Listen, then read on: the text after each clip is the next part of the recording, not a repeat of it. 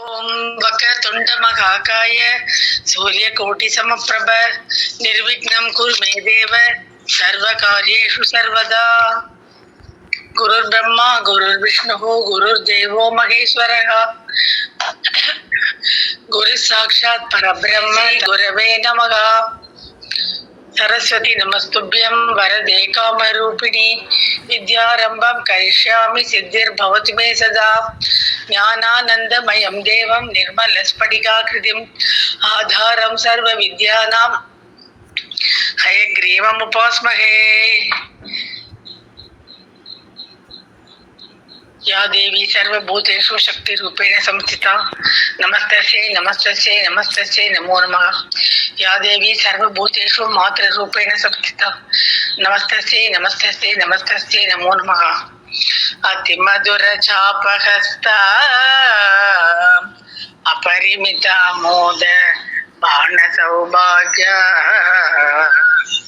करुणा अतिशय करुणा अभिनव गुणसुंदरी वंदे अभिनव कुलसुंदरी वंदे अभिनव कुलसुंदरी वंदे वंदे।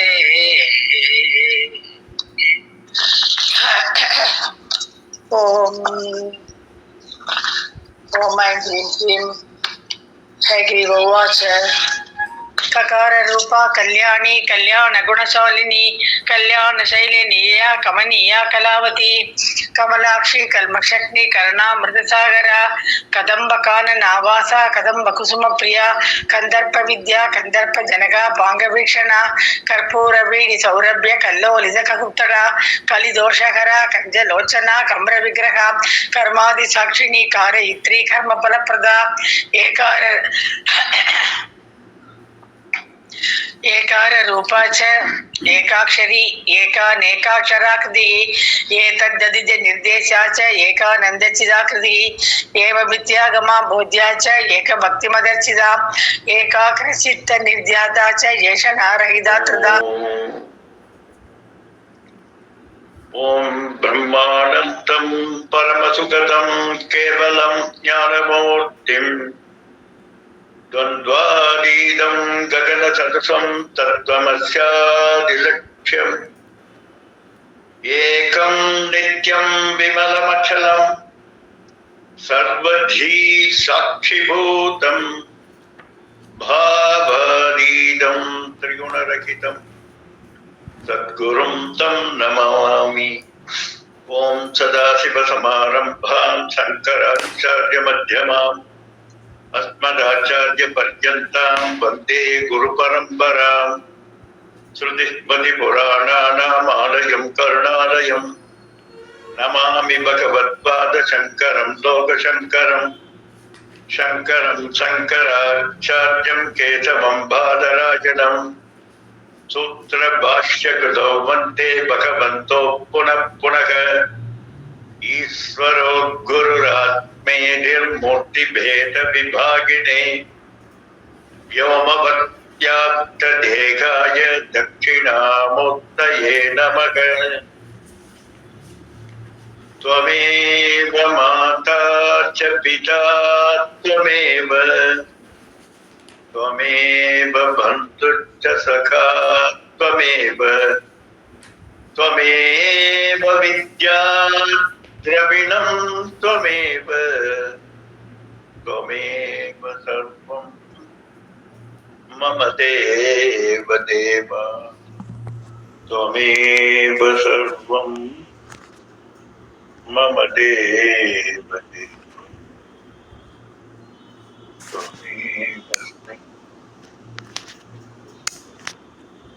दयानन्दरूपं मदाचार्यमीडे दयानन्दरूपं मदाचार्यमीडे दयानन्दरूपं मदाचार्यमीडे। பூஜ்ய ஸ்ரீ தயானந்த சரஸ்வதி சுவாமிகளின் பாதார விந்தங்களை வணங்கி ஓம் சகனா பவது சகனோ புனக்து சக வீர்யங்கரபாவகை தேஜஸ்வினாவதீதமத்துமா வித்விஷாவகை ஓம் சாந்தி சாந்தி சாந்தி. ஹரி ஓம் ஸ்ரீ குருப்யோ நமக. ஹரி ஓம். அதிமதுர சாபகத்தா அபரிமிதாம் மோத பாண சௌபாக்ய அருணாம் அதிசய கருணா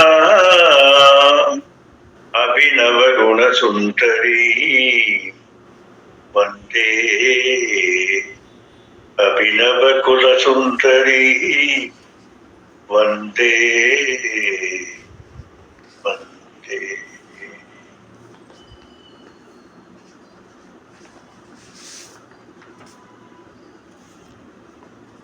ஜெகதம்பிகே லோகமாதா.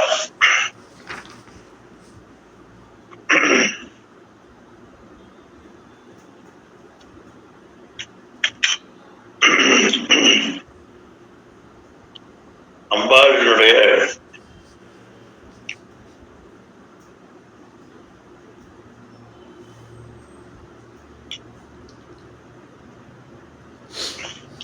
சௌந்தர்ய லகரியில வியாச பகவசாரி சங்கர பகவான் எப்படி அம்பாளினுடைய பாதத்திலிருந்து கேசம் வரை வர்ணிக்கிறாரோ அது போல இங்கேயும் அம்பாளினுடைய வர்ணனை தான் இப்ப நம்ம பார்த்துட்டு இருக்கோம். இந்த 2 கிளாஸா கல்யா என்று அனைத்தும் கலி யுகம் என்கின்ற இந்த யுகத்தில் இருக்கக்கூடிய தோஷத்தை போக்கக்கூடியவளாக இருக்கிறாள் அப்படின்னு பார்த்துட்டு வந்தோம். கடினஸ்தன மண்டலா மிகுந்த கனமான தனங்களை உடையவள், கலாநாதமுகி கலைகள் போன்ற முகத்தை உடையவள், கடாட்சி என்று அவளுடைய கருணை மிக்க கண்களினுடைய தன்மையை பார்த்தோம். கபாலி பிராணநாயிகா, கபாலீஸ்வரருடைய முக்கியமான இருக்கக்கூடியவளாக இருப்பார். காருண்ய விக்கிரகா, கருணையே வடிவான விக்கிரகமாக இருக்கிறாள். அதுக்கு நிறைய விளக்கங்கள் எல்லாம் பார்த்தோம். அதே போல காந்தா, அம்பாளினுடைய வசீகரமான அந்த தோற்றம், தீப்தம் இடி கண் இடி தீப்தோ என்று பார்த்தோம். ஒரு காந்த ஒளியோடு வீசக்கூடிய ஒளி. அந்த ஒளி எப்படிப்பட்டது என்றால் காந்தம் போன்றது. அனைவரையும் கவரக்கூடிய சரீர தன்மையை கொண்டவள், சரீர ஒளியை கொண்டவளாக அம்பாள் விளங்குகிறாள் என்று பார்த்தோம். காந்த தூத ஜபாவளி என்று பார்த்தோம். பரதேவதையினுடைய அந்த தேகமானது எப்படி செம்பருத்தம்பூ போல ஒரு இளஞ்சிவந்த நிறத்தோடு கூடியது என்று பார்த்தோம். அதற்கு காரணம் அம்பாளினுடைய ஞான வெளிப்பாடுதான் அப்படிப்பட்டது என்று பார்த்தோம். அதே போல தேவதையினுடைய செம்மையான நிறம் ஆத்ம சைத்தன்ய ஸ்வரூபத்தினுடைய தன்மை என்று பார்த்தோம். அதே போல கலா லாபா, 64 கலைகளை தன் நகத்தை கொண்டிருக்கக்கூடியவளாக அம்பாள் இருக்கிறாள் என்று பார்த்தோம். கம்பு கண்டி, கழுத்து, அம்பாளினுடைய கழுத்தழகை பற்றி அழகாக சொல்லப்படுகிறது. எப்படிப்பட்ட வலம்புரி சங்கு போல கழுத்து கொண்டவள். அந்த வலம்புரி சங்குக்கு எப்படி 3 விதமான வரைகள் இருக்குமோ, கோடுகள் இருக்குமோ, அது போல அகார உகார மகார எப்படி அந்த வலம்புரி சங்கிலே ஒரு நாதம் விழுகிறதோ அதுபோல ஓங்கார நாதம் என்பது அம்பாளினுடைய நாதமாக இருக்கிறது. இப்படி சங்கினுடைய 3 ரேகைகள் போல இருக்கக்கூடியவள் என்று பார்த்தோம். கர நிர்ஜித பல்லவா,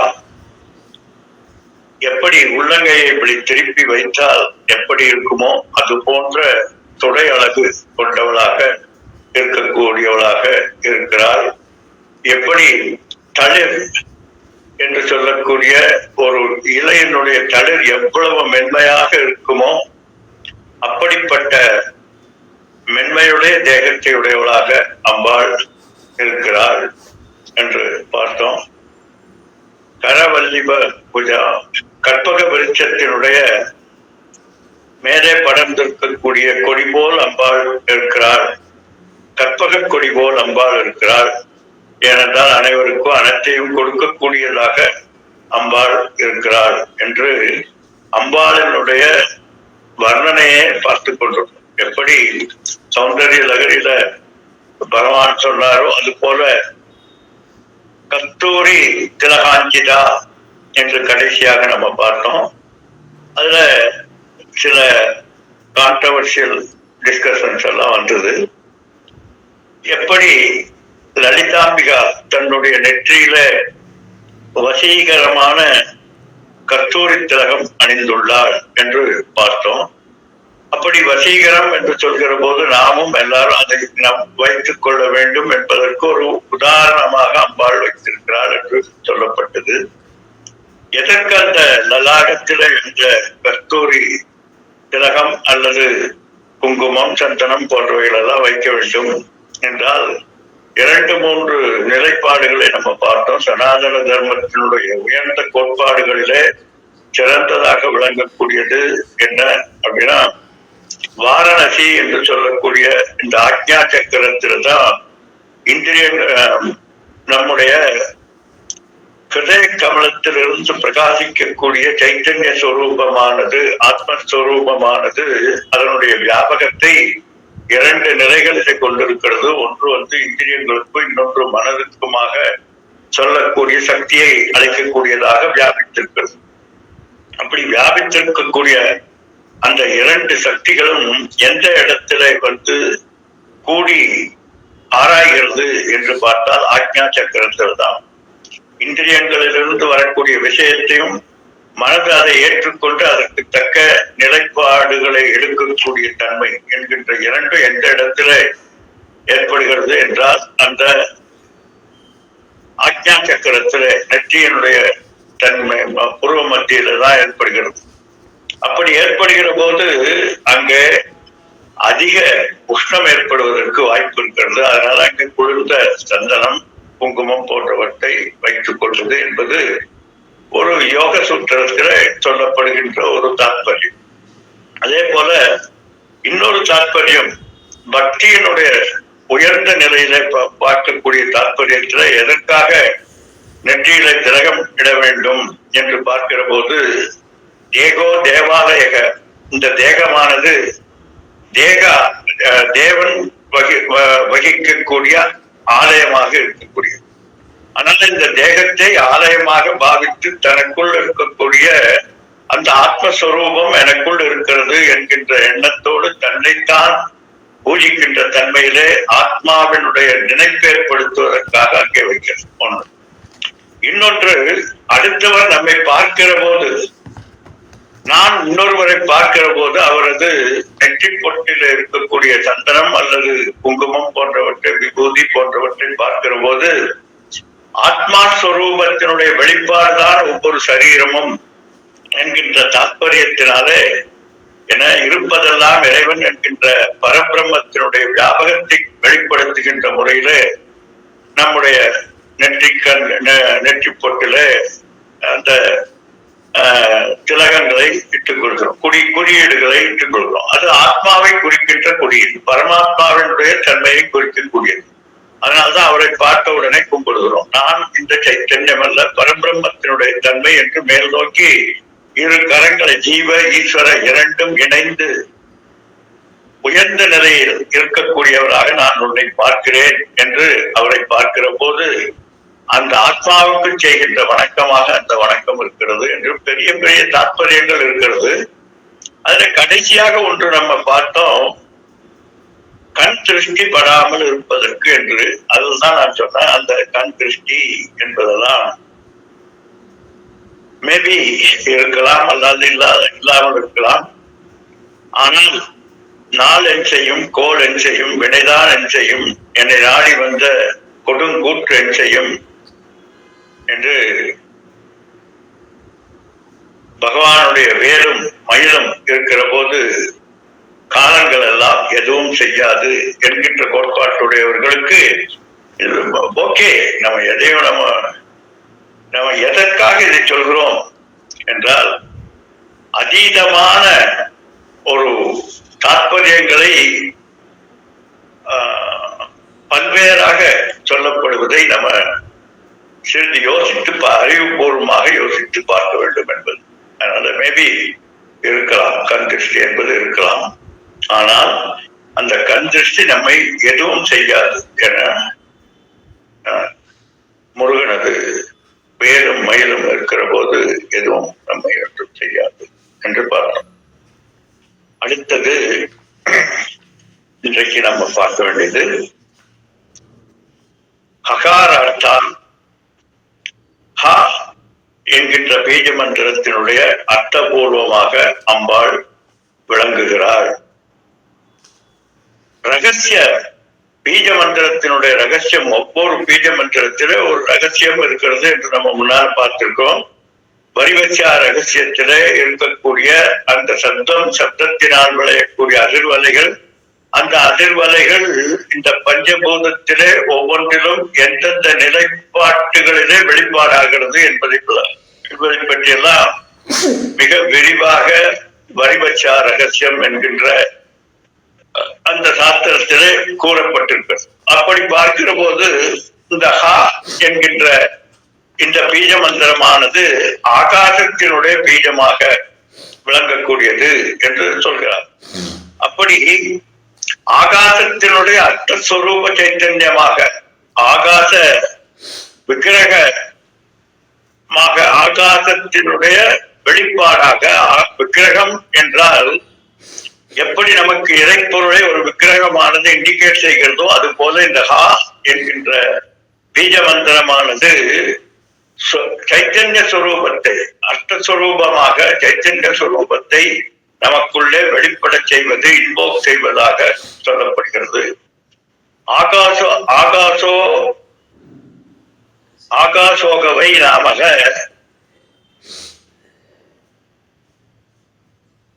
நாமரூபயோகோ என்று ஒரு அர்த்தம். இந்த ஆகாசம் என்பது நாமரூபங்களுக்கு ஆதாரமாக எந்த ஒன்று இருக்கிறதோ அது என்று ஒரு அர்த்தம். இந்த பிரபஞ்சம் முழுவதும் எதிரே நிலைத்திருக்கிறது என்று பார்த்தால் ஆகாசத்தில்தான். அவகாச கர்த்தத்வா திதி ஆகாசம் என்று பார்த்திருக்கும் முன்னாலே. எந்த ஒரு பொருளாக இருந்தாலும் தனக்குள் இடமளித்துக் கொண்டு அகாமடேட்டிங் பவராக இந்த பிரபஞ்ச அண்ட ஜராச்சரங்கள் அத்தனை அகிலாண்ட கோடி பிரம்மாண்டத்தையும் தன்னுடைய நிலைப்பாட்டுக்குள்ளே வைத்திருக்கக்கூடியது அவகாச கர்த்தத்வா ஆகாசம். அப்படி ஆகாசமானது அத்தனைக்கும் ஆதாரமாக இருக்கக்கூடியது. ஆனால் அந்த ஆகாசத்துக்கு ஆதாரமாக எந்த சைத்தன்யம் விளங்குகிறது என்றால் அதான் என்கின்ற பீஜ மந்திரம். அந்த பீஜ மந்திரத்தினுடைய அர்த்தத்தை முன்னால பார்த்திருக்கோம். சைத்தன்ய ஸ்வரூபத்தினுடைய வியாபகம் ஆதி வித்யா என்று சொல்லக்கூடியதாக விளங்கக்கூடியது. அதனால அகாரத்தினுடைய அர்த்தமாக இருக்கக்கூடியதுதான் அந்த ஆகாசத்திற்கு ஆதாரமாக இருக்கக்கூடியது. அதனால்தான் நம்ம தைத்திரிய மந்திர கோஷத்துல ரொம்ப அழகா பார்த்தோம். தஸ்மாத்மா ஆத்மனக ஆகாச சம்பூதக ஆகாசாத்வாயுகு வாயோரக்னி அக்னேராபக ஆபம் பிருத்திவி பிருத்திவியாமோததயக ஓசதேவ்யோ அன்னம் அன்னாத் புருஷக தவா ஏச புருஷ வித ஏவ தஸ்ய ரதாம் என்று அற்புதமாக எப்படி இந்த பிரபஞ்சத்தினுடைய சக்தி ஏற்படுகிறது என்று தஸ்மாத்வா ஏ தஸ்மாத் ஆத்மனக ஆகாச சம்போதக. தஸ்மாத்வா அதனால், எப்படி தஸ்மாத்வா ஏ தஸ்மாத் இப்படிப்பட்ட ஆத்மா. எந்த ஆத்மா? முன்னால் பார்த்தோம். பிரம்மவிதா ஆப்னோதி பரம் ததேஷாப்யுக்தா சத்யம் ஞானம் அனந்தம் பிரம்ம என்று, சத்தியம் ஞானம் அனந்தம் பிரம்ம என்று சொல்லக்கூடிய கிருதய ஆகாசத்திலே எந்த ஒன்று பிரகாசித்துக் கொண்டிருக்கிறதோ அதுதான் அந்த பிரகாசத்தினுடைய ஆத்மாதான் அனைத்துமாக இருக்கிறது. அந்த தஸ்மாத்வா ஏ தஸ்மாத் ஆத்மனக அந்த ஆத்மாவில் இருந்து ஆகாச சம்போதக சம்பூதக ஆகாசமானது பிறக்கிறது அல்லது மேனிபெஸ்டேஷன் ஆகிறது, உற்பத்தி ஆகிறது, தெரிய வருகிறது என்றெல்லாம் பல. ஏன்னா ஒவ்வொரு வார்த்தையிலும் ஒரு ப்ராப்ளம் இருக்கிறது. அதனால எதை சொல்றது என்று, அதனாலதான் சாமி சொல்றார் மேனிபெஸ்டேஷன் என்று. படைப்பு என்று சொல்றது இல்லை, அவர் கிரியேஷன் என்று சொல்றது இல்லை. மேனிபெஸ்டேஷன். மேனிபெஸ்டேஷன் அப்படின்னா என்ன அர்த்தம் அப்படின்னா வெளியாகிறது என்று அர்த்தம். வெளியாகிறது, தன்னில் ஏற்கனவே இருந்த இந்த பிரபஞ்சத்தினுடைய தன்மையானது படைப்பின் போது வெளியாகிறது. அவ்யக்தா வியக்தமாபன்னம் என்பதுதான் படைப்பு என்று நம்ம நிறைய பார்த்திருக்கோம். அப்படி தஸ்மாத்வா ஏ தஸ்மாத் ஆத்மனக ஆகாச சம்பூதக என்று சொல்லுகின்ற போது, அப்படிப்பட்ட அந்த ஹிருதய குகையிலே அந்தர்யாமியாக இருக்கக்கூடிய அந்த ஆத்மாவிலே இருந்து ஆகாசம் பிறக்கிறது அல்லது தோன்றுகிறது என்று சொல்றோம். அதுதான் இங்க சொல்றார். ஹகார அர்த்தகா என்கின்ற பீஜ மந்திரத்தினுடைய அர்த்தபூர்வமாக விளங்கக்கூடியவள் அம்பாள். அப்போ தஸ்மாத்வா ஏ தஸ்மாத் ஆத்மனக என்று சொல்லக்கூடிய அந்த ஆத்மஸ்வரூப சைத்தன்யம் தான் அம்பாளினுடைய தன்மை என்று சைத்தன்ய ஸ்வரூபத்தை குறிக்கிறது. அதனால அதிஷ்டான ரூப சைத்தன்யமாம் என்று அர்த்தம். இந்த ஹகார அர்த்தா ஹகாரார்த்தாக என்றால் சைத்தன்ய ஸ்வரூபத்தினுடைய அதிஷ்டானமாக, அதிஷ்டான சைத்தன்ய ஸ்வரூபம் என்று பொருள்படுகிறது.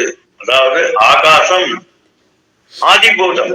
எல்லா பூதங்களுக்கும் ஆகாசாத் வாயு வாயோர் அக்னி. ஆனா ஆகாசம் அதற்கு அதிஷ்டானமாக இருந்த சைத்தன்ய ரூபமாக அம்பாள் விளங்குகிறாள் என்று அர்த்தம். இன்னொன்னு காரிய அதிஷ்டான காரணம். ஒவ்வொரு காரியத்திற்கும் அதிஷ்டானமாக விளங்கக்கூடியது காரணம். அப்படி பார்க்கின்ற போது காரணஸ்வரூபியாக ஜெகத்காரணி என்று இருக்கக்கூடியவளாக அம்பாள் இருக்கிறார். எனவே எந்த ஒன்றில் இந்த பிரபஞ்சம் முழுவதும் தோன்றி நிலைத்து ஒடுங்குகிறதோ அந்த அதிஷ்டான தேவதையாக அம்பாள் விளங்குகிறார் என்று பரமேஸ்வரனுடைய சக்தியாக, பரமேஸ்வர சக்தி என்று சொல்லக்கூடிய அம்பாள் அதிஷ்டான ரூபிணியாக விளங்குகிறார். அடுத்தது ஹம்சகதி. ஜீவர்களது பிராண சஞ்சாரத்திற்கு ஹம்சம் என்று பெயர். ஹம்சம் என்றால் நகர்வது அல்லது செல்வது என்றெல்லாம் அர்த்தம். பல அர்த்தங்கள் இருக்கிறது. அதனால ஹன் என்கின்ற தாதுவிலிருந்து வந்ததுதான் ஹந்தி கச்சதி என்கின்ற பல பல அர்த்தங்கள். அப்படி கச்சதி ஹந்தி என்று பார்க்கிற போது இந்த பிராண சஞ்சாரம், நம்மளுக்கு இந்த ஜீவனுக்கு ஆதாரமாக இருக்கக்கூடியது பிராணன். அந்த பிராணனுடைய சஞ்சாரமாக எது இருக்கிறதோ அது, அதனால ஹம்சகதி என்று ஒரு அர்த்தம்.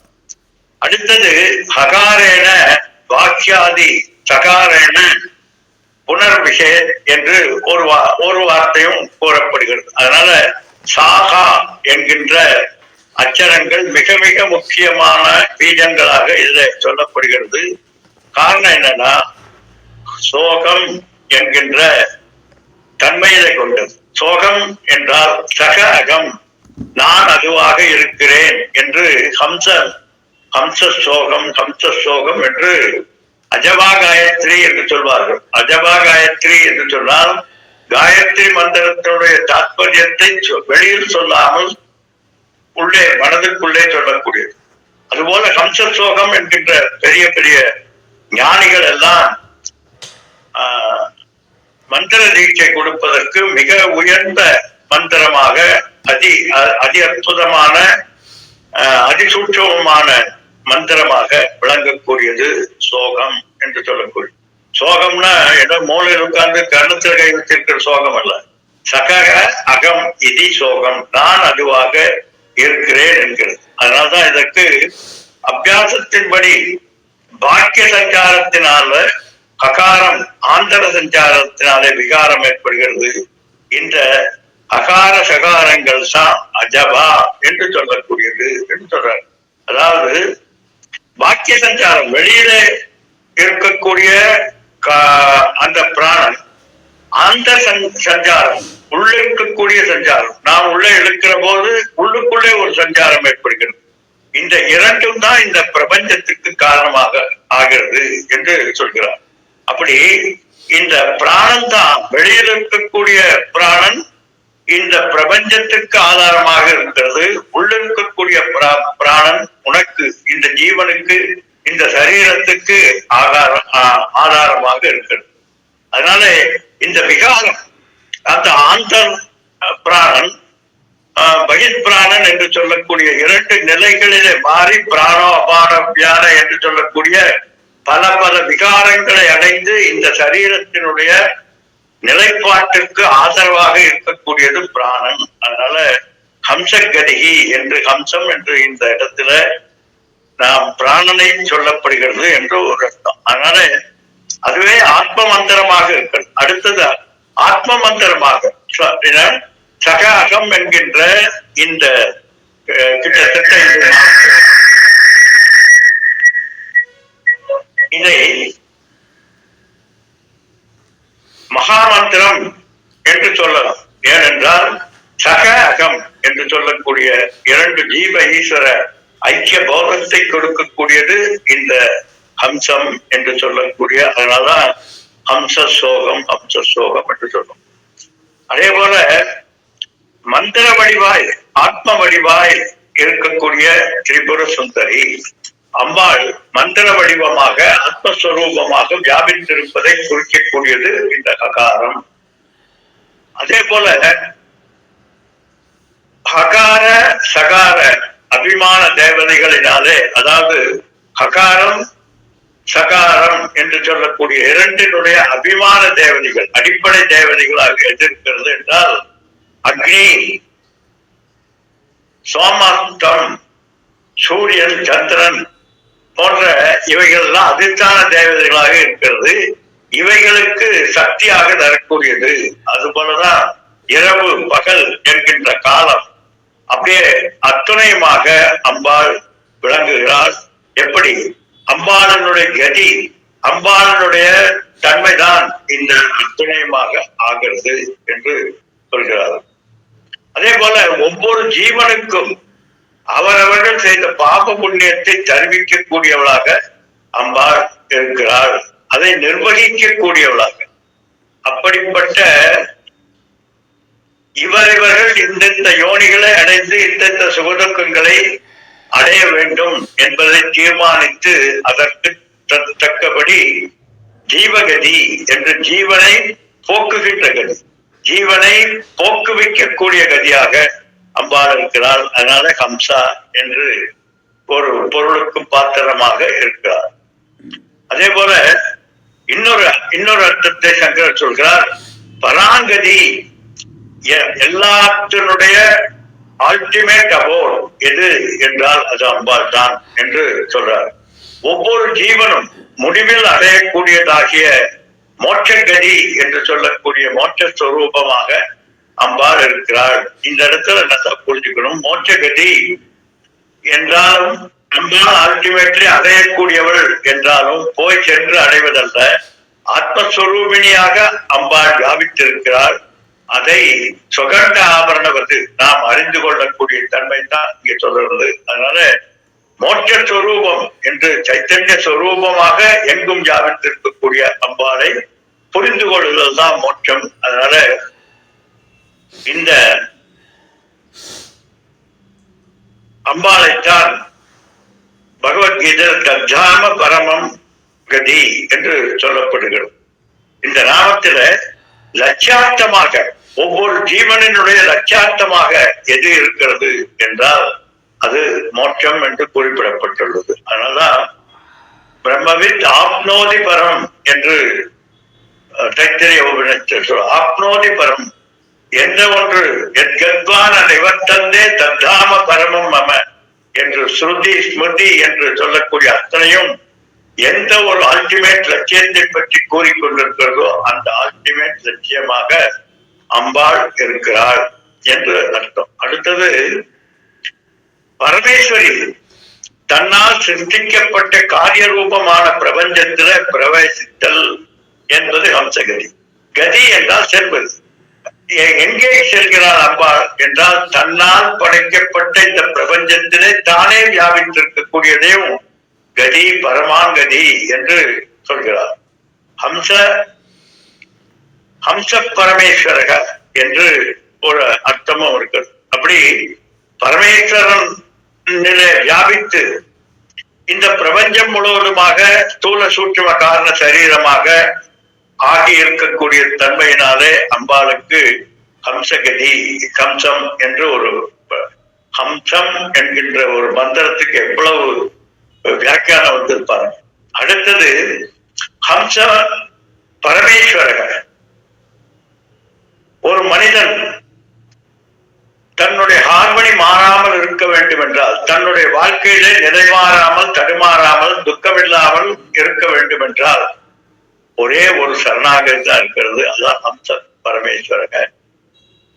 சரணாகதி தத்துவமாக எதை அடைந்தால் உனக்கு கில்கல் கட்டெல்லாம் இல்லாமல் போகிறதோ, உன்னுடைய அத்துணை சைக்காலஜிக்கல் வெளிப்பாட்டுக்குள் எது ஆதாரமாக இருக்கிறதோ, எதை அடைந்தால் உன்னால் எந்த விதமான தாழ்வு மனப்பான்மையும் இல்லாமல் நீயாக இருக்கக்கூடிய கதியை கொடுக்கக்கூடியது எது என்றால் அதுவும் அம்பாளுடைய பாதார வித்தங்கள். அப்படி பகவான் கீதையில சொல்றார், யார் யாரெல்லாம் எப்படி எப்படி எல்லாம் வணங்கினால் அது என்னை வணங்குவதுதான் என்று சதுர்விதோ பஜந்தோ மாம் என்று அர்த்தார்த்தி ஜிக்யாசு ஞானி என்கின்ற இத்தனை பேருக்கும் சரணாகதியாக இருக்கக்கூடியவள் அம்பாள். இப்படி அத்துணை பரம ஹம்ச நிலையில இருக்கக்கூடியவள். இதெல்லாம் விட பரமஹம்ச வடிவமாய் இருக்கக்கூடியது அப்படின்னா இந்த அத்துணை இதுவரைக்கும் நம்ம பார்த்த அத்துணை வியாக்கியானங்களிலுமே மிகப்பெரிய ஒன்றாக இருக்கக்கூடியது இது. ஏனென்றால் அம்பாள் நான் அத்தனை பேரையும் ஆசிரியத்திருக்கிறேன், ஆசிரியப்பதற்காக வியாபித்திருக்கிறேன் என்று சொல்லக்கூடிய நிலையில இருக்கிறார் என்று தாத்பரியத்தை சொல்ற. கடோபனிஷத்துல ஹம்சக சுச்சிச்சு ஹம்சக சுச்சித்து என்று ஒரு மந்திரம் கூறப்படுகிறது. அதாவது 4 முக பிரம்மனுக்கு சரஸ்வதிக்கு 2 பேருக்கும் வாகனமாய் நான் இருக்கிறேன் என்று சொல்றார். அது என்ன? ஹம்சம் ஹம்ச வாகன தேவி அம்பா சரஸ்வதி என்று பாடுறோம் இல்லையா, அதுதான் இங்க. இந்த ஹம்சம் ஹம்சமாக பாருங்க, இதொரு வியாக்கியானத்தை சங்கரர் கொடுக்கிறார். ஹம்சத்தின் மேல் பிரம்மா சரஸ்வதி இருக்கிறார். சரஸ்வதி என்பவள் அறிவுக்கு ஆதாரமானவள். அறிவுக்கு அதிஷ்டானமாக இருக்கக்கூடிய சரஸ்வதி எதன் மேல் வாகனமாக கொண்டிருக்கிறாள் என்றால் ஹம்சம். ஹம்சம் என்பது நம்முடைய விவேகத்துக்கு உதாரணமாக சொல்லப்படுகிறது. விவேகத்திற்கும் ஹம்சத்துக்கும் என்ன சம்பந்தம் என்றால், ஹம்சம் என்கின்ற பறவை எப்படி பாலையும் தண்ணீரையும் கலந்து வைத்தால் பாலை மட்டும் எடுத்துக்கொண்டு தண்ணீரை விட்டு விடுமோ, அதுபோல அறிவு என்பதை எதிரே பயணிக்க வேண்டும். அறிவு என்கின்ற சரஸ்வதி, அறிவு என்கின்ற பிரம்மா எதிரே பயணிக்க வேண்டும் என்றால் என விவேகத்தோடு கூடியதாக பயணிக்க வேண்டும் என்கின்ற தன்மையை கொடுக்கிறதுனால்தான் அம்பாளுக்கு ஹம்ச வாகனம் என்று சொல்லப்படுகிறது. அதே போல பிரம்மாஜிக்கும் ஹம்ச வாகனம். பிரம்மாஜி படைக்கிற போது விவேகத்தோடு படைக்க வேண்டும் என ஒவ்வொரு படைப்பிலும் ஒரு மிகப்பெரிய விவேகம் என்பது இருக்கிறது. அதை சொல்லக்கூடியதாகிய தன்மையில தான் இந்த ஹம்ச என்று சொல்லக்கூடிய தன்மை இருக்கிறது. இரண்டாவது, இன்னொரு உதாரணத்தை இன்னொரு வியாக்கியானம் கொடுக்கிறார் சங்கரர். ஹம்சம் என்றால் சிலம்புகளோடு கூடிய திருவிடை கொண்டவள் என்கின்ற அர்த்தமும் இருக்கிறதாம். அதாவது நித்திய அனித்திய வஸ்து விவேகம் பெற்று பர அபர உண்மையை அறிந்த விவேகிகள் சன்னியாசிகள் யாருடைய காலை பற்ற வேண்டும் என்றால் அம்பாளனுடைய அந்த சதங்கையோடு கூடிய அந்த காலை பற்ற வேண்டும். இன்னொரு வியாக்கியானம் கொடுக்கிறார். ஹம்ச என்றால் பரமஹம்ச என்று சொல்லக்கூடிய சன்னியாசிகளில பல விதம் இருக்கிறது என்று பார்த்திருக்கோம். ஒன்று வித்வத் சந்நியாசம், விவிஜிதா சந்நியாசம் என்கின்ற முதல் இரண்டு. ஒன்று வித்வத் சந்நியாசம், அறிந்து கொண்டதனால் ஏற்படக்கூடிய சந்நியாசம், பரபிரம்மஸ்வரூபத்தை புரிந்து கொண்டு ஞானத்தினால் அடைந்த சந்நியாசம் ஒன்று. இன்னொன்று விவிஜிதா சந்நியாசம், வேத்தும் இச்சதி இது விவிஜிதா, அறிந்து கொள்ள வேண்டும் என்பதற்காக தன்னுடைய கடமைகளிலிருந்து விடுத்துக் கொண்டு ஒரே லட்சியமாக பரபிரம்மஸ்வரூபத்தை அடைய வேண்டும் என்கின்ற ஒரே தாற்பயத்திற்காக மற்ற அனைத்திலிருந்தும் தன்னை விடுவித்துக் கொண்டவர்களுக்கு பெயர் இன்னொரு, அதான் விவிஜிதா சந்நியாசம் என்று. இந்த விவிஜிதா சந்நியாசி, வித்வத் சந்நியாசி ஆகிய இவர்கள் குடீச்சரன் என்கின்ற ஒரு நிலைப்பாட்டிலே இருப்பார்கள். ஒன்று ஒரு தான் இருக்கக்கூடிய அதே வீட்டிலே தான் தனியாக இருந்து கொண்டு அவர்களுக்கு உதவியாக இருந்து கொண்டு தான் தன்னுடைய நிலைப்பாட்டிலிருந்து மாறாமல் இருந்து கொண்டிருக்கக்கூடியவர்கள் குடீச்சரன். அடுத்தது மடாதிபதிகள், மடத்தை ஆண்ட இந்த சனாதன தர்மத்தினுடைய தன்மைகளையும் இந்த வேதத்தினுடைய வேதாந்தங்களினுடைய தாற்பயத்தை சொல்வதற்காக மடாதிபதிகளாக கையிலே தண்டமேற்றிக் கொண்டு நான் என்னுடைய எல்லாவற்றையும் விட்டுவிட்டாலும் என்னுடைய அகங்காரத்தை இந்த கோலிலே கட்டியிருக்கிறேன். எதற்கென்றால் இந்த மடத்தை நிர்வாணிக்கும் பொருட்டு எனக்கு இந்த அகங்காரம் தேவை. அது என்னிலிருந்து விலகி இந்த தண்டம் என்கின்ற ஆளுமைக்காக வைத்திருக்கிறேன் என்று காட்டுவதுதான் அந்த தண்ட சன்னியாசிகளுடைய தன்மை. அடுத்தது பரிவிராஜக சந்நியாசம் என்று சொல்லக்கூடியது.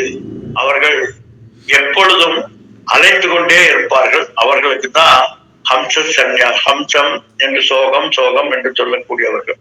அப்படி பரமஹம்ச சந்நியாசம் என்று சொல்வார். பரமஹம்சம் என்றால் எப்பொழுதும் ஒரு இடத்தில் இல்லாமல் போய்கொண்டே வாயுவச்சரந்தி லோக ஹிதம் சரந்தி என்று சொல்றார். எப்படி இந்த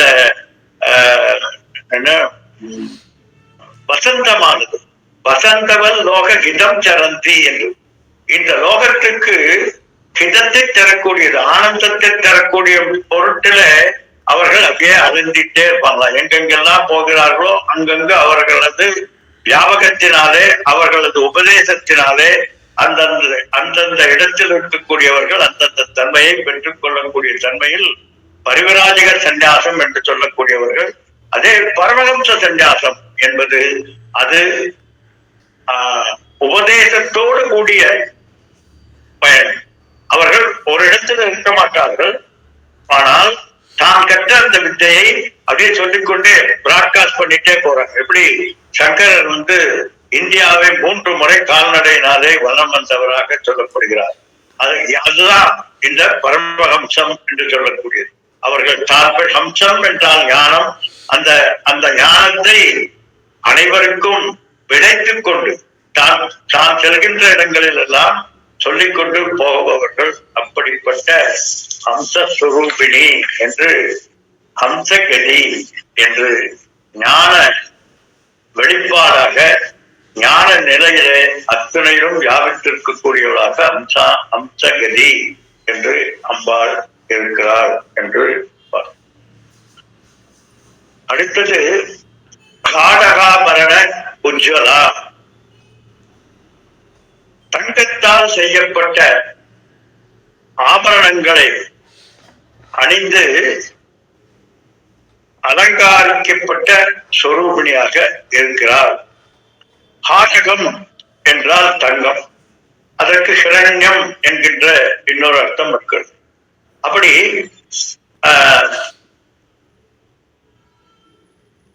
ஹிரண்ய கர்ப்பம் என்றால் சைத்தன்ய சுரூபத்தினுடைய சூட்சும வியாபகம் என்று பார்த்திருக்கோம். சூழ சூட்சும காரண சரீரங்கள்ல அப்படி வியாபித்திருக்கக்கூடியதாக இருக்கக்கூடிய இந்த பிரம்மாண்டம் முழுவதும் அனைத்துமாக வியாபித்திருக்கக்கூடியவளாக இருக்கிறாள். ஒன்று. அடுத்தது ஆபரண வடிவில இந்த பிரம்மாண்டத்திற்கு ஒருவருக்கு ஆபரணமாக எப்படி அந்த தங்க நகைகள் இருக்கிறதோ அதுபோல இந்த பிரம்மாண்டம் முழுவதற்கும் சச்சிதானந்த ஸ்வரூபமாக சத்தா ஸ்பூர்த்தி பிரதானேன என்று சொல்றார் சங்கர். சத்தா ஸ்பூர்த்தி இருப்புத்தன்மை, அதே போல அதனுடைய முழுமைத்தன்மை, நாம ரூபங்களாக அனைத்துமாக வியாபித்து இந்த பிரபஞ்சத்திற்கு பூஷணமாக விளங்கிக் கொண்டிருக்கிறார். எப்படி ஒரு தங்கமானது பூஷணமாக ஆபரணமாக ஜொலிக்கிறதோ அதுபோல் இந்த பிரபஞ்சத்துக்கு ஆபரணமாக அம்பாள் இருக்கிறார். அண்ட ஜராச்சரத்துக்கு அத்துணைக்கும் ஆபரணமாக அம்பாள் இருக்கிறாள். அடுத்தது சர்வ பிரபஞ்ச அதிஷ்டான ரூபிணி. இந்த சர்வ பிரபஞ்சத்துக்கும் அதிஷ்டானமாக அம்பாள் இருக்கிறாள். அதனால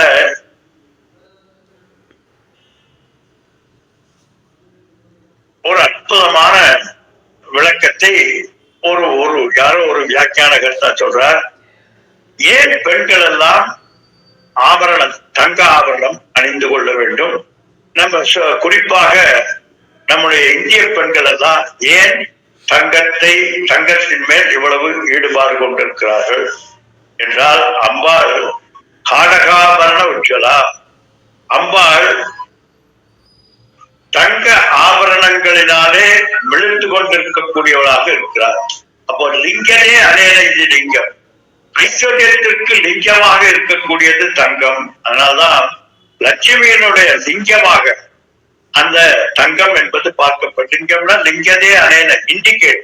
எது லட்சுமியை இண்டிகேட் பண்ணுகிறதோ அது எல்லா உலோகங்களும். அந்த உலோகங்களிலே சொப்பிரகாசமாக இருக்கக்கூடியது தங்கம். தங்கம் அந்த அழுக்குகளை நீக்கிவிட்டால் தானாக பிரகாசிக்கிறது. அதுபோல சொப்பிரகாச சைத்தன்யமாக லட்சுமியினுடைய அம்சமாக இருக்கக்கூடியது தங்கம். அதனால அந்த லட்சுமியினுடைய லிங்கத்தை தன்னகத்தே ஒவ்வொரு பெண்ணும் கொண்டிருக்க வேண்டும் என்று அப்படி அணுகின்ற போது அதற்கு லட்சுமி கடாட்சம் பெறுகின்ற தன்மை இருக்கிறது அந்த அந்த ஆபரணத்துக்கு.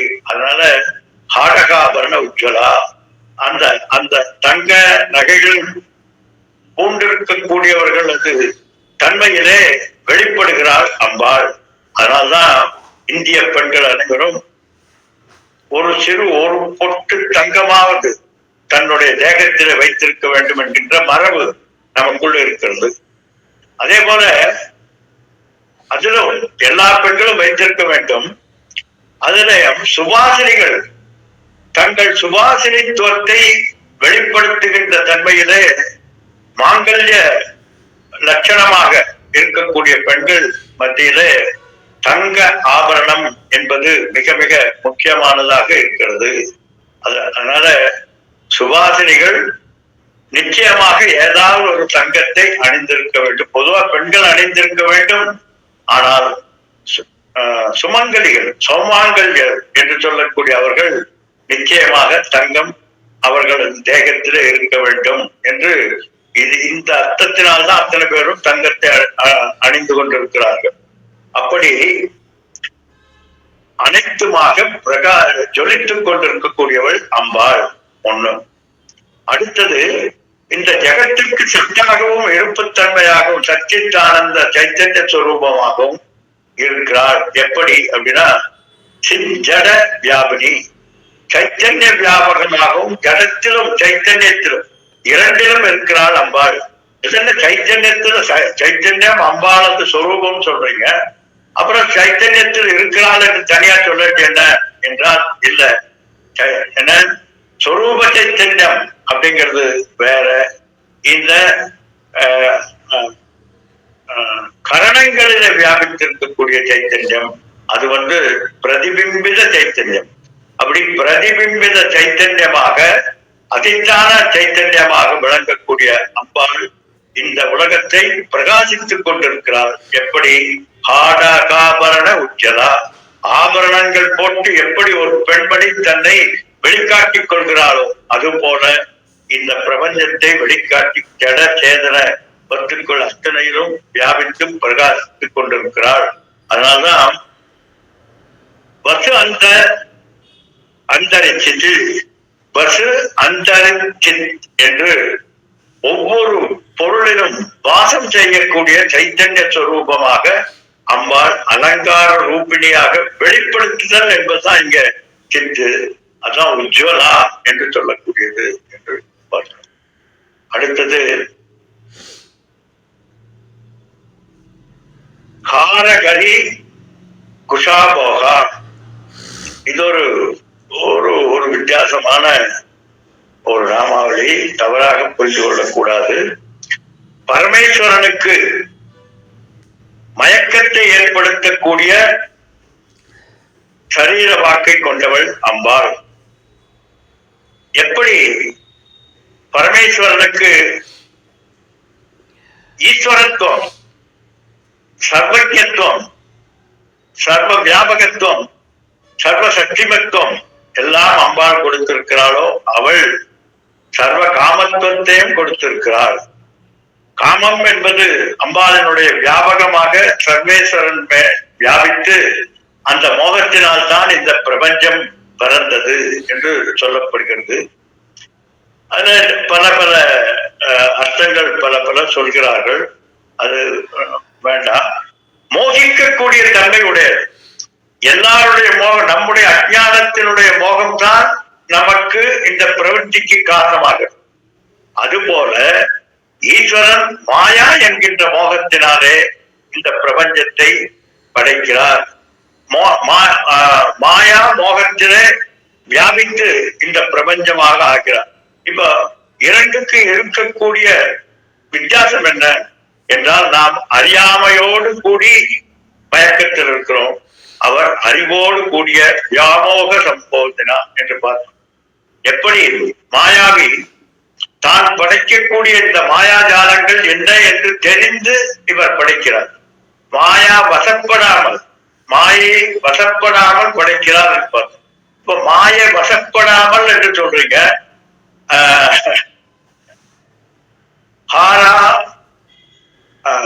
ஹார ஹரி குசோம்பா என்று அம்பாளினுடைய தனங்களை கண்டு மயங்கினார் என்று ஈஸ்வரனை சொல்றீங்களே, இப்ப ரெண்டுக்கு என்னையா வித்தியாசம்?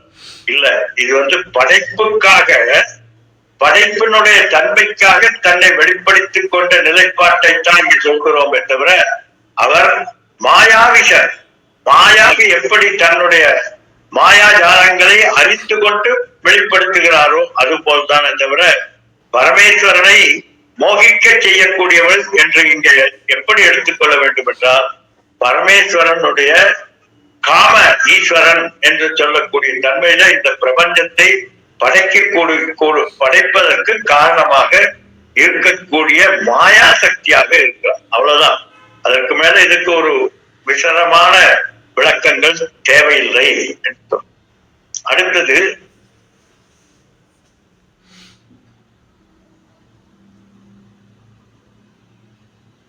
காகினி.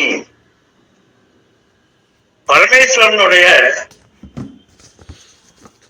சக்தியாக, பரமேஸ்வர சக்தியாக இருந்து கொண்டு நமக்கெல்லாம் இந்த சித்தி திதி லயம் என்று சொல்லக்கூடிய ஜனன மரணம், புனரவி ஜனனம் புனரவி மரணம் என்று சொல்லக்கூடிய பிறந்து பிறந்து இறந்து கொண்டிருக்கக்கூடிய தன்மைகளிலிருந்து நம்மை விடுவிக்கக்கூடியவளாக அம்பாள் நமக்கு மாயை விளக்கி என பிறப்பெனும் வேதமை ஒழித்து நித்யானந்த வாழ்வை கொடுக்கும் வெறும் வாரி அம்பாள் என்று சொல்லப்படுகிறது. அப்படி பெருவாரியாக அம்பாள்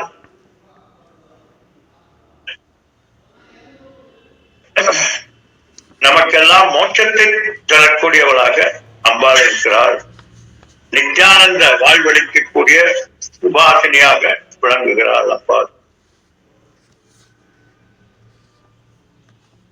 ஹல்யவர்ஜிதா, ஹல்யம் என்றால் கலப்பை அப்படிங்கிற ஒரு அர்த்தம் முன்னாலே பார்த்திருக்கோம். அப்ப கலப்பை முதலியவைகளினுடைய செயல்பாட்டுகளினால் ஏற்படக்கூடிய விளைவுகள் அப்படின்னு அர்த்தம். அதாவது கலப்பை என்பது விவசாயத்திற்கு ஒரு முக்கியமான ஆதார கருவியாக இருக்கிறது. அப்படி பல கருவிகளை கொண்டு செய்யக்கூடிய வியாபாரங்கள் அத்தனையிலும் அதனதன் பலன்கள், அதனதன் செயல்கள், அந்த பலன்கள் என்பதற்கு உபலட்சணமாகத்தான் இந்த ஹல்யவர்ஜினா என்று சொல்றது. இப்போ ஜீவர்கள் அத்தனை பேரும், ஏன் இந்த ஜீவராசிகள் அத்தனை பேரும் செயல்பாடும் செயலினுடைய விளைவும் விளைவினுடைய தன்மையும் அனுபவித்துக் கொண்டிருக்கக்கூடியவர்கள். ஆனால் அம்பாள் ஹல்யவர்ஜிதா, செயல்பாடு, இது கலப்பையினால் செய்யக்கூடிய செயல் போன்ற செயல்களிலிருந்து விடுபட்டு அனைத்துக்கும் பலனை அளித்துக் கொண்டிருக்கக்கூடியவள் என்று அர்த்தம். இன்னொரு அர்த்தம், ஹல்யம் என்றால் கபடம். கபடம் என்றால் உண்மையை திரித்து காண்பிப்பது. அப்படி இந்த உண்மையை திரித்து காண்பிக்கக்கூடியதாய மாயையிலிருந்து விலகி இருக்கிறார். என்னதான் சொல்றீங்க, மாயா சக்தி தான் அம்பாள், மாயா சுரூபிணி, மகாமாயி என்றெல்லாம் சொல்றோம். ஆனால் அதிலிருந்து அம்பாள் விலகி இருக்கிறாள் என்றால் என்ன அர்த்தம்னா, கனவுக்கும் உனக்கும் சம்பந்தம் இருக்கிறது இல்லையா? நீ காண்கின்ற கனவுக்கும் உனக்கும் சம்பந்தம் இருக்கிறதா இல்லையா? இருக்கிறதா இல்லையா தெரியல. நான் காண்கின்றதுனால எனக்கு சம்பந்தம் இருக்கு. எண்ணில் தோன்றி எண்ணில் நிறைத்து எண்ணில் மறைவதனால் சம்பந்தம் இருக்கிறது. ஆனால் அது தோற்ற மாத்திரமாக இருக்கிறதுனால் என்னை பாதிப்பதில்லை. அதுபோல இந்த பரமஹம்ச கதி என்று சொல்லக்கூடிய அத்துணையிலும் அம்பாள், அத்துணை செயல்பாடுகளிலும் அம்பாள் பலன் அளிக்கக்கூடியவளாக, பலனை கொடுக்கக்கூடியவளாக இருந்தாலும் கபடமாக விளங்கக்கூடிய இவைகளிலிருந்து, இந்த மாயையிலிருந்து அம்பாள் விலகி இருக்கிறாள். மாயா என சாயாதான், அம்பாளினுடைய சாயாதான் மாயையை தவிர அம்பாள் அல்ல மாயை என்பதை இங்கே ஹல்யவர்ஜிதா என்று சொல்றார். ஓம் பூர்ணமத பூர்ணமிதம் பூர்ணாத் பூர்ணமுதச்யதே பூர்ணஸ்ய பூர்ணமாதாய பூர்ணமேவாவசிஷ்யதே. ஓம் சாந்தி சாந்தி சாந்தி சாந்தி. ஓம் குரு குருभ्यो நமः. हरि ओम जी, हरि ओम जी.